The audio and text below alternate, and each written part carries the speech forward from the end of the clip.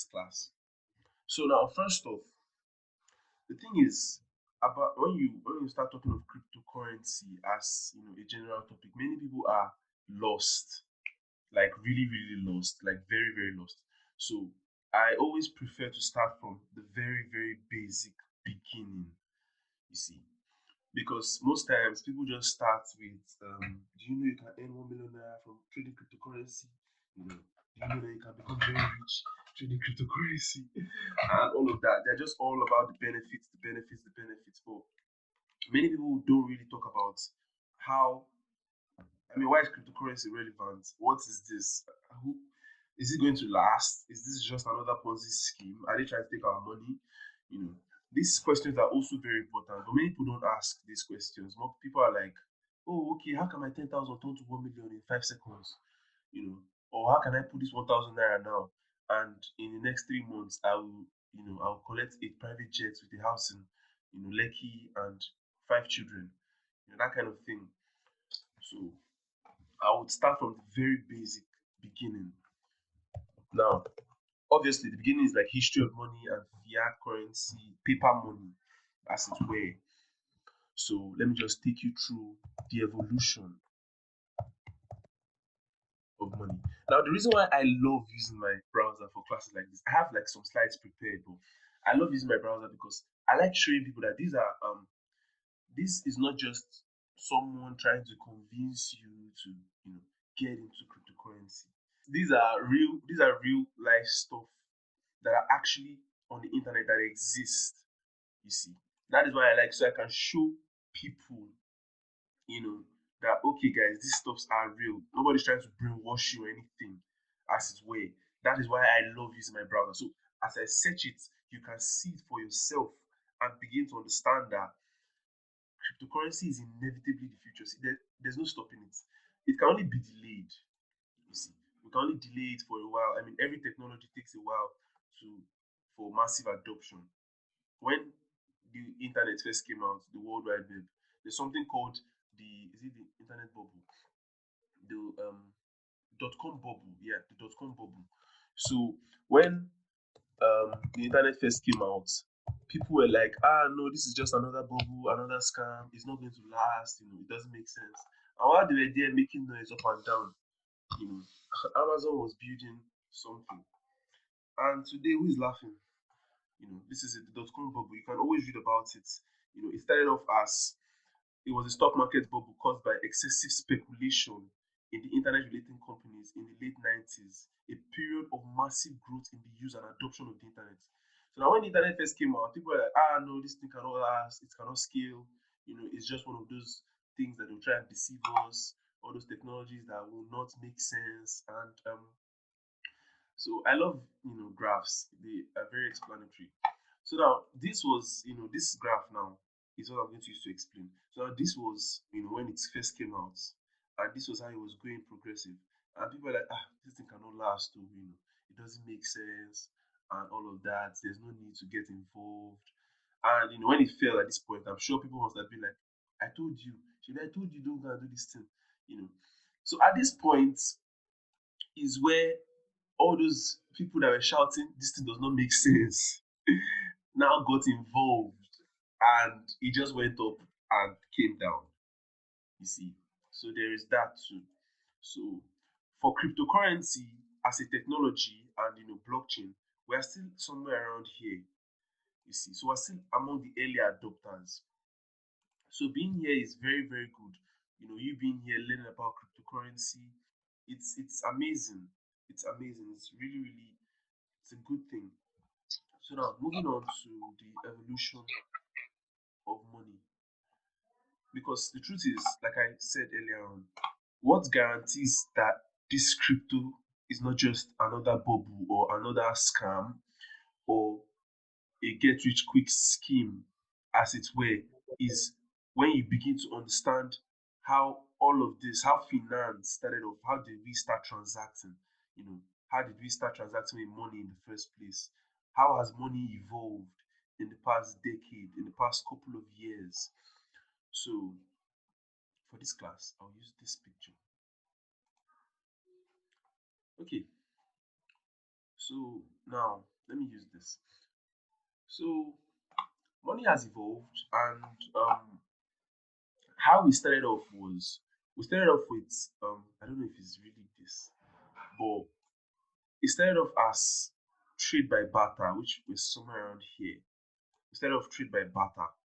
So trade by barter is where I'm sure you guys know trade by barter is where, let's say I have a bag of rice.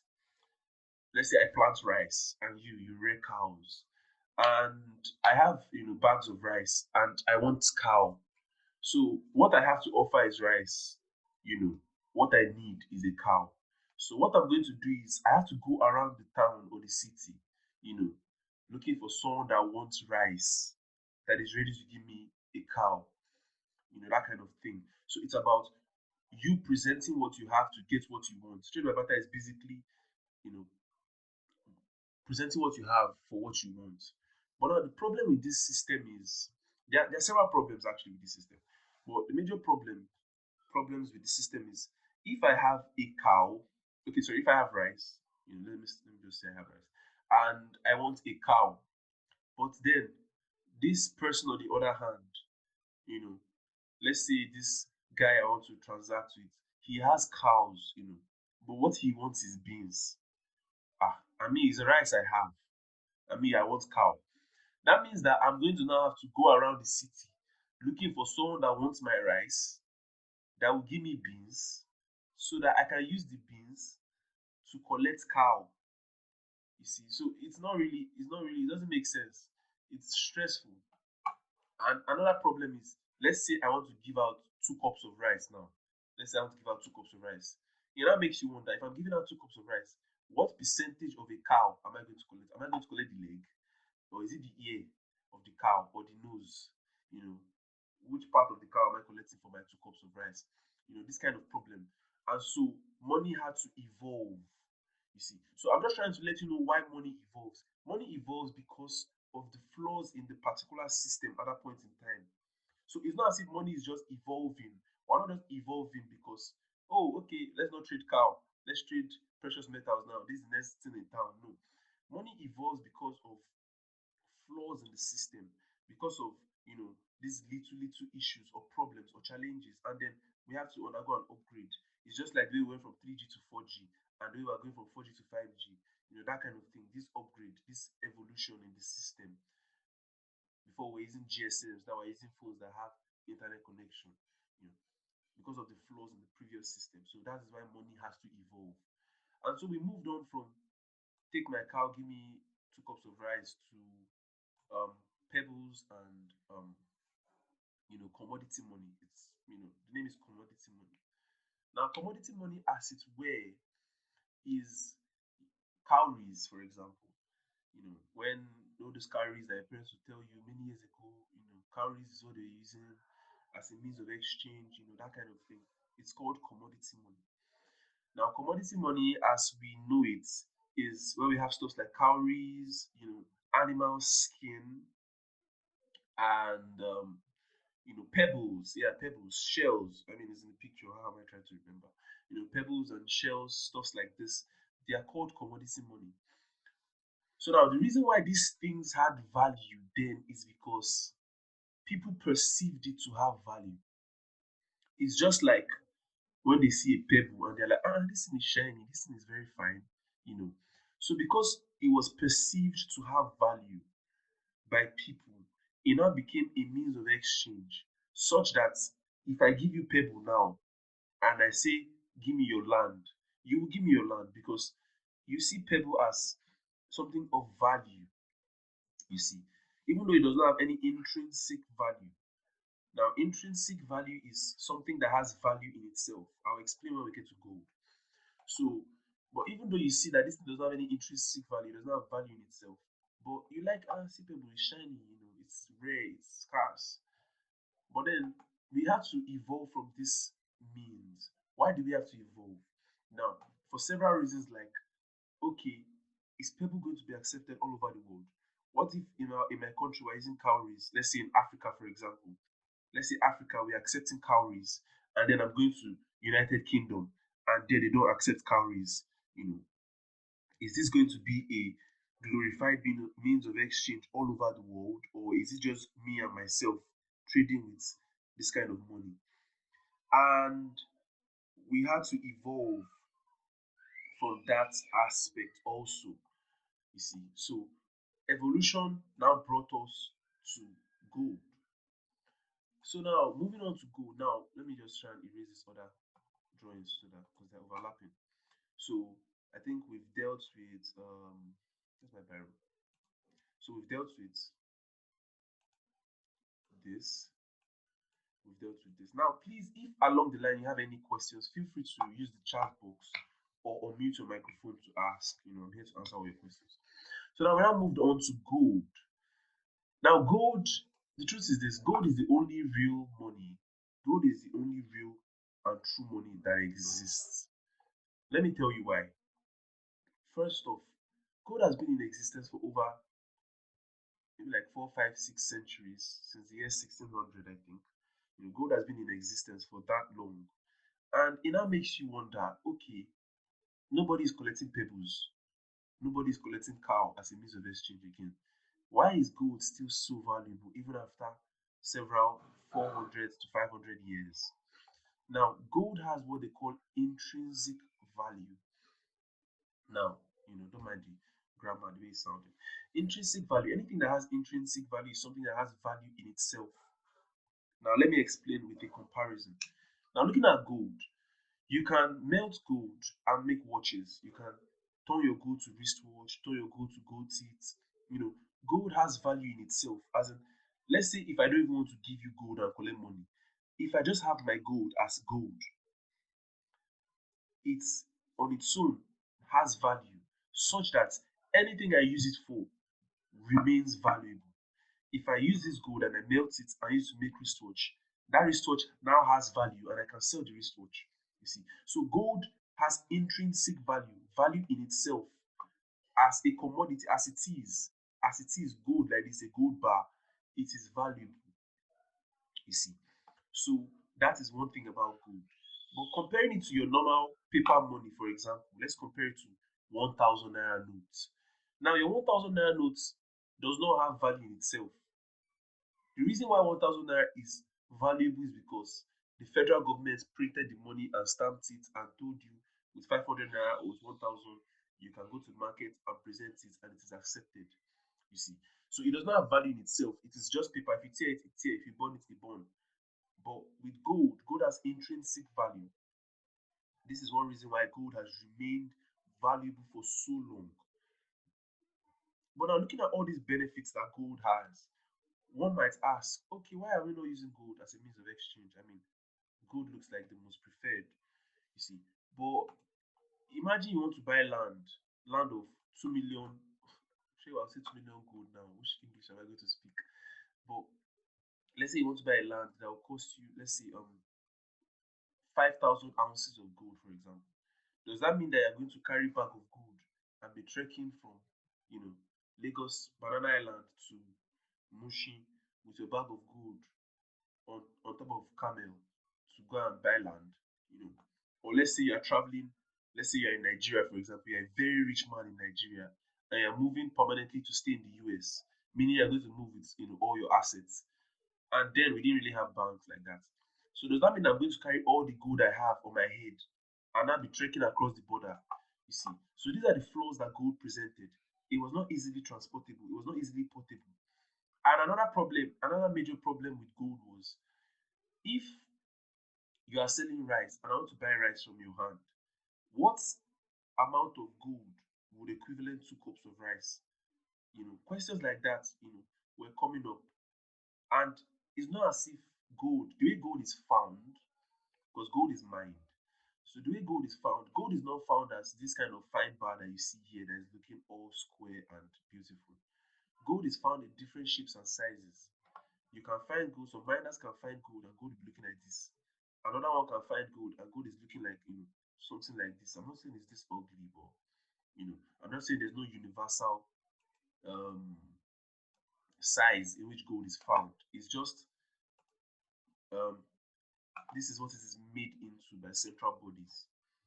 So because of things like this, there was no general converter, as it were, People might ask the question, what what amount of my gold is as valuable as a bag of rice? Or why am I using rice? Is it because today is Sunday?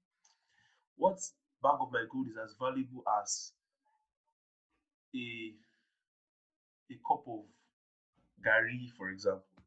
You know, and it begs the question, how am I going to measure my gold in its equivalent value? And then we now moved on to coins. Now these coins are more like precious metal. Okay, sorry, this I already jumped to Bitcoin. This is Bitcoin. Okay, what am I doing? So we now moved on from there to these are more like the same thing actually. Precious metals and you know coins issued by central authorities. So these precious metals are more or less like not just gold. We have silver, we have copper, we have aluminium. All of these are called precious metals that we use as a medium of exchange. You know, the same issues came up with the issue of gold. I mean, what amount of copper am I supposed to give you to get two cows? That kind of thing. So now this coin or coin money, as it were, is more like a the melting of gold. So, the major issue that we had with gold was, okay, how am I going to know the equivalent worth or value of my gold? You see. But coming on to coin money was like central authorities melting gold, printing their stamp on it and giving it a pegged value. So you know that this is real gold, with a pegged value. And so if you are going to the market and you're carrying this thing, they know everybody knows what this is worth. Everybody knows the value of this. You get. But now the problem with this particular system was it now became very, very flawed. In fact, there was this time, it's all in the history of money, where there was war happening in Greece and in Athens, because like I said, gold has existed, since way back. So there was war happening in Greece and Athens, and they needed more machineries, as it were. So what they did was they took their gold, then they melted the gold, then they mixed the gold with another metal. I think was it copper or aluminum. I'm not sure. You see, so what this did was this made the gold no longer pure gold. Why? Because they have mixed it with another metal. So they melted the gold, mixed it with another metal, and now started issuing it to the public. You see, so because of this system, they were able to create more money than money that existed. Why? Because for gold, they cannot print more gold, but they will melt the gold and now add another metal to it. So when they now add it, they will now have more, gold-like substance, as it were. Why were they doing this? They were doing this so they could have more money to buy more resources and equipment and all of that for war. You see, so that was how they messed up that system, and we now ended up with coins. And before you know it, there was no more gold in coins again. I mean, some of you know the 2 naira coin, those that were born during that era. Some of you have seen 2 naira coin, 50 kobo coin. It is just nonsense. It's not even gold. You know, that was what they just issued for us. So that is how we moved on from that system. So now, the flaw in the system, I already mentioned it. The flaw in the system is the fact that it is not easily transported. You cannot easily carry coin up and down. Nobody can be stressing himself walking up and down with coin in his pockets. Even ordinary wallets that we carry in our back pockets, sometimes it can be so heavy. How much is inside? Just 5K. But the thing will not be heavy. As if when you try to sit down, the pocket on its own is like added nyash to the nyash that you don't even have before as a guy, you know. So it's even stressful. Now imagine carrying coin up and down. 1,000 naira coin, your trousers will even fall safe. So that one just had to go like that. And then we now started off with cash. Now the secret that people don't really get is this is in fact where I am now. If everything I've taught so far is just all this one is just story. Now where I'm taking you to is the major is where this class actually begins. the most important thing. Now, the the way the way we started using money, this cash that you're seeing everywhere, it didn't just start off as every country printing their own money. Now, yes, every country printed their money. Every country having their money. Let's say US having the US dollar, all of that, all that story. But then something significant happened.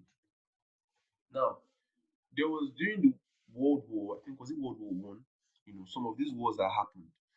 Now, this was how America gained dominance. Now, while other countries were fighting each other countries were in the war, this country against this country, Europe against this one, France against this one, USS, all these wars that were happening across several continents. America was not in war during that time. Yes, America participated in World War Two. I know at the end of the war they joined. But during these first phases of wars that were happening, America was not in war. So what happened was this. Let's say France, France, Russia, many countries like this, let's say, they're all in war, and the European Union and all of that. So what they did was, for these countries, because they're in war, they need resources. They need ammunition, they need guns, they need grenade, they need food supply, you know, they need stuff to keep their military in check. And for all of this to happen, they will spend money. So now here we have the United States. So now what happened was, because the United States was not in war, they could still produce all these assets. Now, the reason why European Union, Russia, and France will be needing all these resources is, I mean, they're in war. Nobody's going to wake up one day and say, "Mommy, I'm going to work." Oh, nobody goes to work. Their industries are down. Production is down. Nobody's in the farm planting. Farmland is down. So, because there is no production going on in these countries, they will need to import goods from other countries to continue the war and win. So, what happened was this: they will come to US, you know, present their gold to US, because then gold was the medium of exchange. Give US gold, collect some resources and ammunition. Russia too, give US, collect some gold and ammunition, some resources and ammunition. France too, the same thing. So because all these countries were giving their monies to the United States and collecting resources from the United States, this was how US now gained global world power because of money. So now what happened was, after the war, these guys now realized that the US is now controlling two-third. This my two is not. The US is now controlling two-third of the entire world's amount of gold. So as the whole planet is, the US was in control of two-third of the amount of gold that the world had. You see, and then this was how US now became a significant authority. Why? Because of plenty money that they had. So that was how that happened. That's the history. So now, from there, how did that now affect several other things? So because okay, sorry. So because the US was in control of a you know a very significant percentage of the world's gold. Now, like I mentioned, gold was the only real money. I mean, looking back at all of these monies, looking back at everything, you can see that the only real money here was gold. So US was in control of the majority of the world's gold. Imagine how significant of an authority that made them. So what now happened was, they now released what we call the Bretton Standard. So now this is the Bretton Woods system. Now, what the Bretton Woods system did was, now like I mentioned earlier, some countries had their own money. India here with their rupees, Ghana here with their Ghana money, Nigeria here with the naira, all of that. So to establish what they call an international means of exchange, everybody needed to come to an agreement, because if I carry naira to US, it's useless. If they bring dollar to Nigeria, then it was useless. So the whole world needed to come to what they call an agreement of currencies, so that if China wants to import goods, we know that by the time our yen, Chinese yen, gets to America, it is valuable. That kind of thing. The whole world needed to agree on currency because here we have US doing their own thing, printing dollar. Here we have Europe doing their own thing, printing their pound. Every country, every continent doing their own currency. Everybody needed to come to a consensus, an agreement. So this was the point where US now had leverage. Why? They controlled a greater amount of the world's gold. So you know what that meant? That meant that they had saying power. So what they did was this. They now created a system such that the US dollar, let me just, God, why am I doing so horrible this afternoon? So they now created a system such that the US dollar, you know, this is the US dollar, for example, is backed by gold. Then every other currency in the world is backed by the US dollar. So we have the yen, we have the naira. This is so sad. And we have the pound, everything like that. We should had everything, you know, backed by the US dollar as it were. So that meant that the whole world's currencies were backed by the US dollar, while the US dollar was backed by gold. Now the reason this was a unanimous decision was because US controlled a majority of the world's gold. Gold is the only real money. So because US controlled the majority of the world's gold, the US were responsible for issuing, the gold as it were. And so every other country's currency had to be pegged to the value of the US dollar.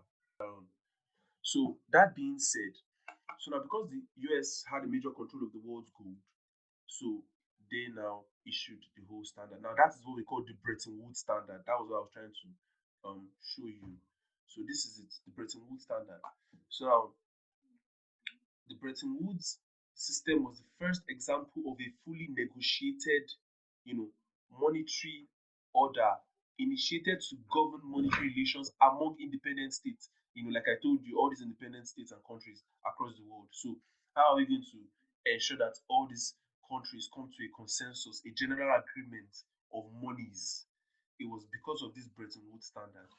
So the chief feature of the Bretton Woods system was an obligation for each country to adopt a monetary policy that maintained external exchange rates. You see, so the aim was this exchange rates, you know, within 1% by tying its currency to gold, exactly what I just explained, and the ability of the International Monetary Fund to bridge temporary imbalances of payment.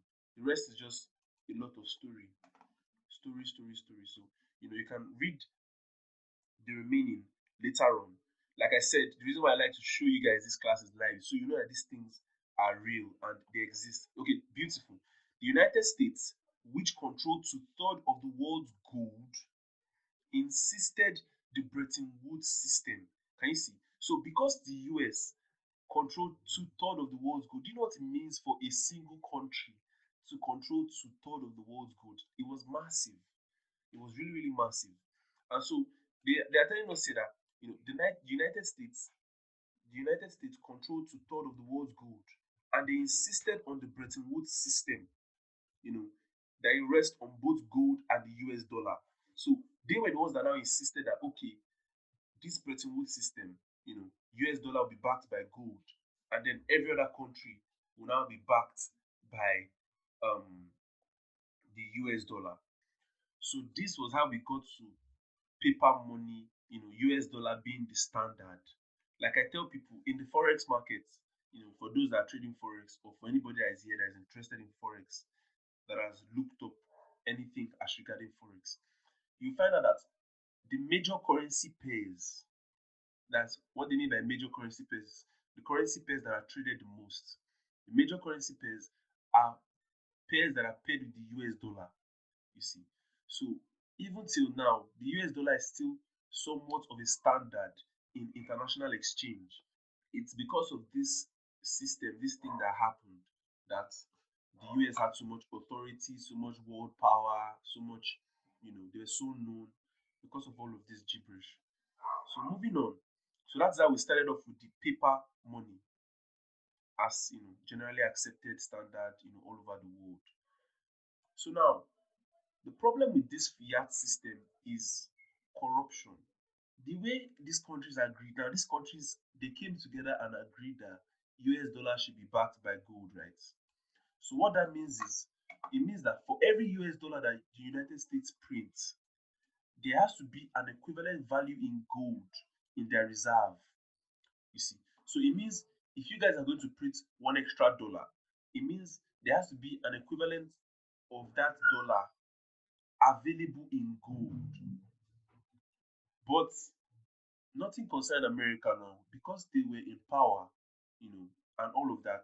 What they did was they now started printing more money than they had gold to back it up.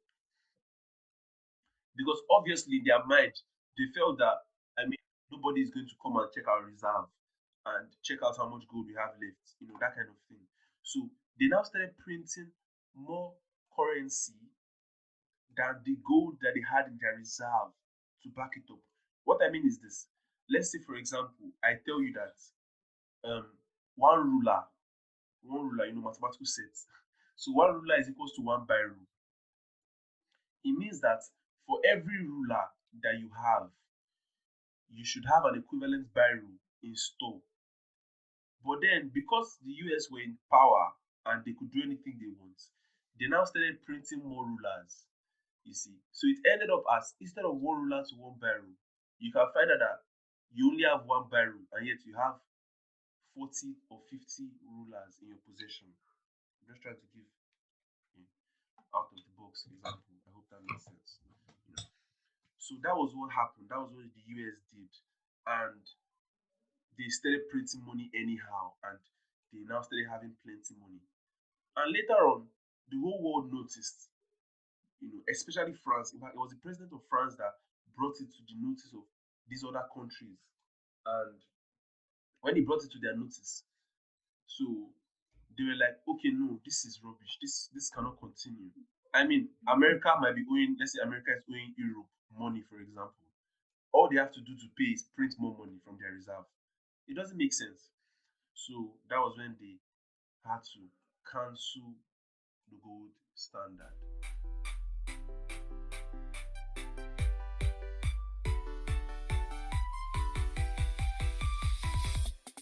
Yeah.